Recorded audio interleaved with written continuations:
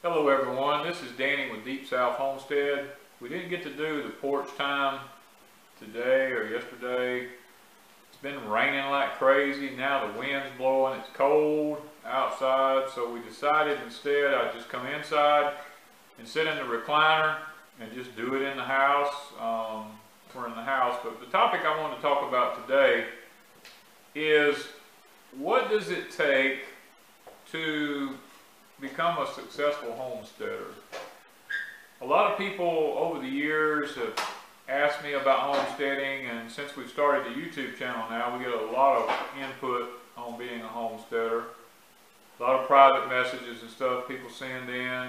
And on our Bluebird Farm page from Facebook, people's always talking about homesteading, wanting to know certain questions they ask are constantly being asked to us. First thing is, to what extent do you want to become a homesteader? Now when I say that, it's just like when I was doing survival. It's to what extent do you want to be a survivor? Are you talking about wanting to go off grid, rough it, no electricity, no running water, or are you wanting to just have some amenities? I mean, to what extent are you wanting to be a homesteader?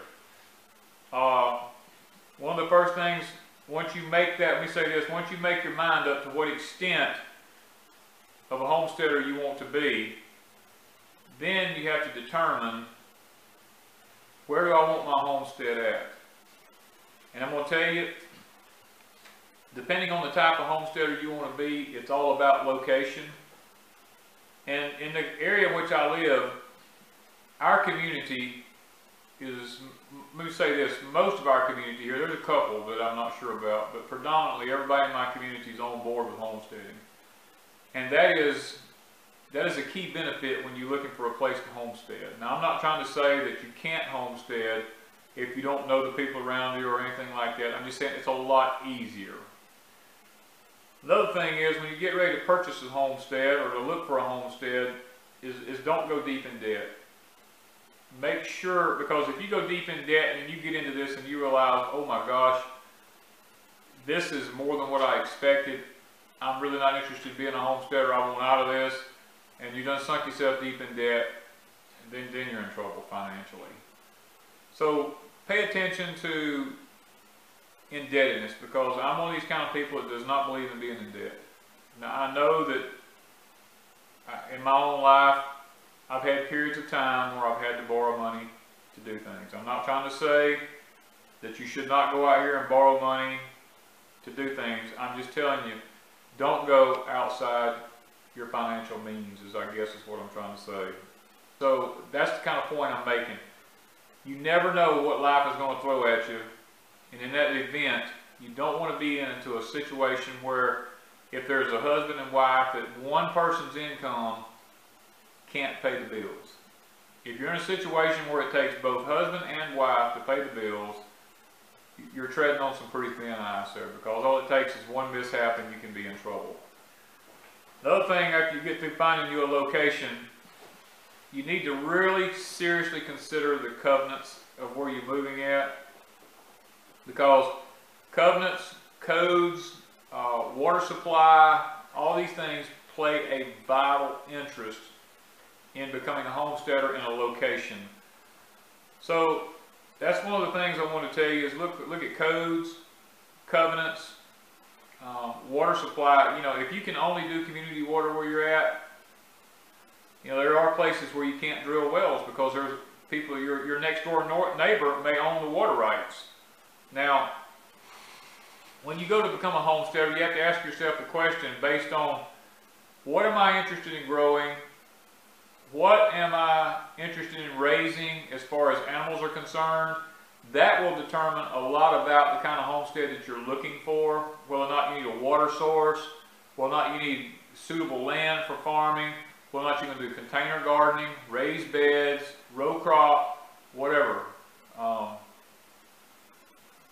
Because a lot of people are suburban homesteaders, and if that's what you want, that's good. But suburban homesteaders a lot of times can't have roosters because there's ordinances. People don't want to hear a rooster crowing. And you don't have to have a rooster to have eggs, but you do need a rooster to be able to continue your flock and have fertile eggs. So that's another aspect of it. One other thing, if you're going to have animals, you have to understand that with animals comes a lot of responsibility. So depending on the kind of homesteader you want to be, are you willing to accept that responsibility? It might be that at your point in life, you might still hold a public job, you and your wife both. And if that's the case, then animals are pretty much, maybe with the exception of some chickens and some rabbits that you can put automatic feeders in there with them, animals are pretty much going to be out of the question as far as being able to be a good husbandry person with your animals.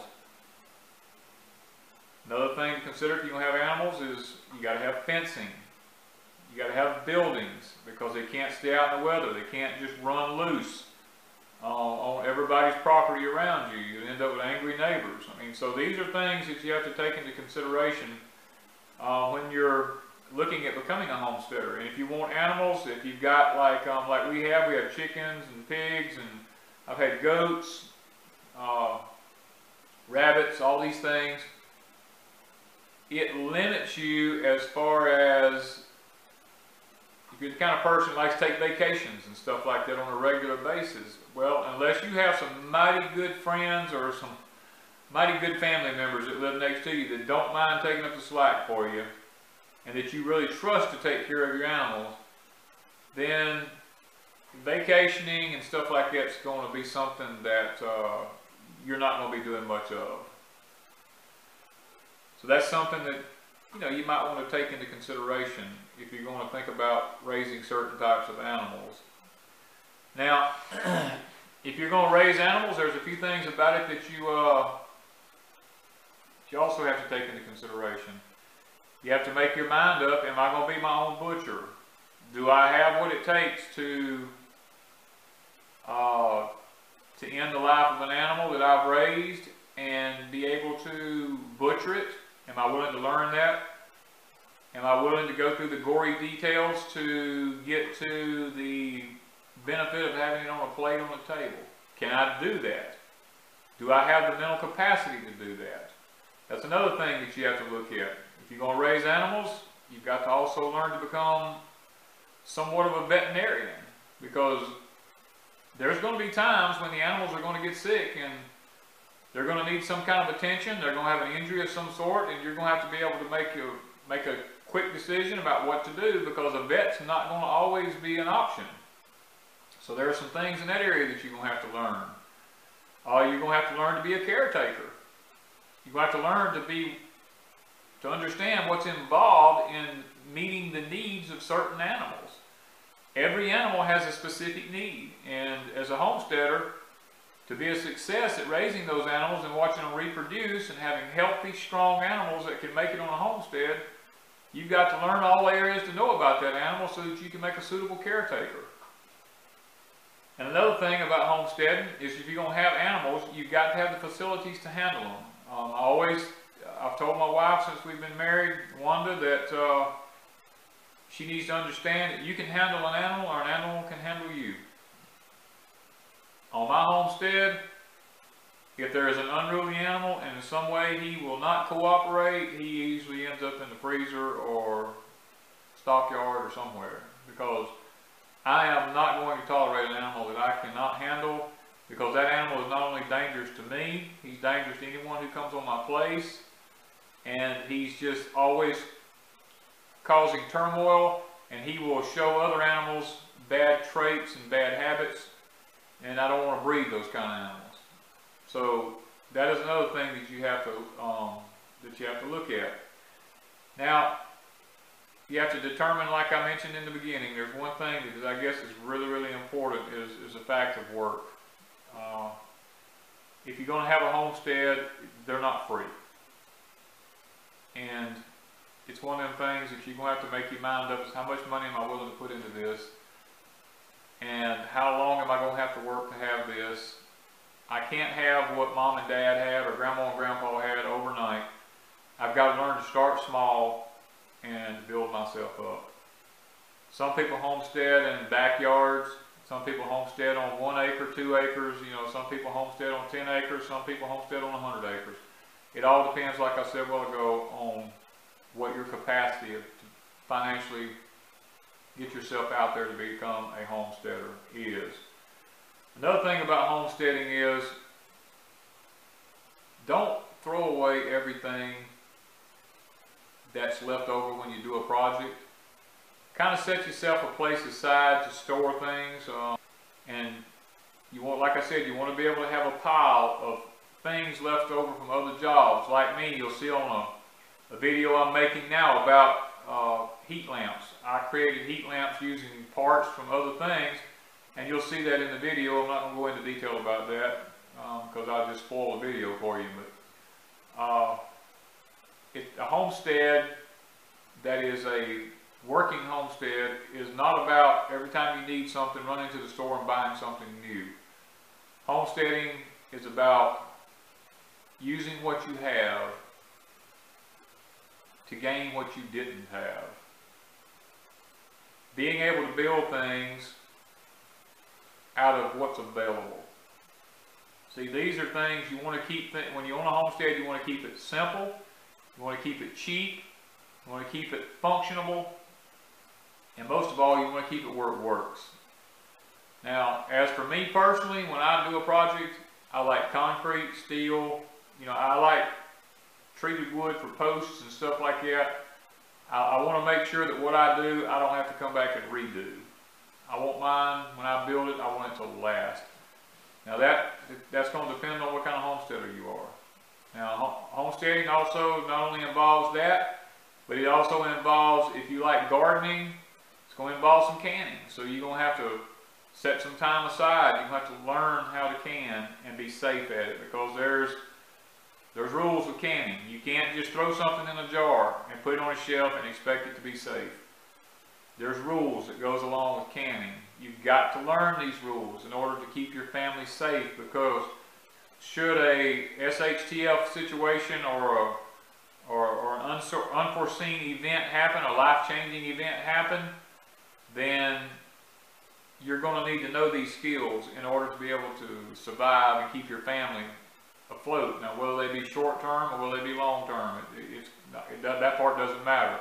What matters is knowing how to do what you do and to do it safely. Another thing on a homestead that we take into consideration, is very important to us, is our church time. When you purchase a homestead, if you're religious and you're a church goer, you love worshiping the Lord, then you're going to need to look for a place that has a local church somewhere around that you don't mind going to, that's got good people, because a lot of times in a crisis situation, sometimes churches are some of the first people to jump in and help. And if you're one of those kind of people that has that kind of temperament, that loves helping other people, then you're probably going to want to get involved in some sort of church somewhere so you can help others. I know after Hurricane Katrina, the church that I was involved in, we had 18-wheeler loads of food coming in. We were feeding 200 and 300 people a day through that church that did not have any other way of eating. We had clothes set aside for them. They could come in and get food boxes, all these sort of things. This is something that you need to take into consideration if that's what your personality or temperament is. If you like helping people, am I going to be able to find a local worship place somewhere where I can actually reach out to other people? And basically, being a homesteader, that's what it's all about. It's having the mentality of not running. We're not talking about running out here being gun-toting people that's, you know, is ready to fight at the drop of a hat. Most homesteaders I've learned are people who have a real big heart. Most of them I run across love the Lord. They love the people around them. They're very thoughtful, very caregiving people who just want to live off the land and have as little government in their back pocket as possible. I'd just like to take this opportunity to tell y'all how much I appreciate all of you for subscribing to us and helping Wanda and I share our thoughts, our dreams, and a little bit about the way we live, and maybe a little bit about what we do can help some of y'all in your journey.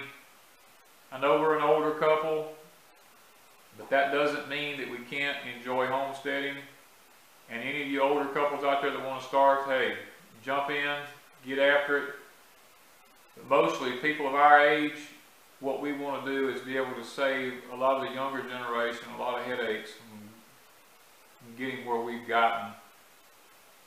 Maybe they can do it a little bit more efficiently than what we've had to do it. So if you like what you've heard or seen today, I'd appreciate it if you'd hit the like button on our channel. Be sure and share us with all the people around. Tell people about us. And most of all, subscribe to us so that you can get an update on our newest videos coming out. Thank you from Deep South Homestead.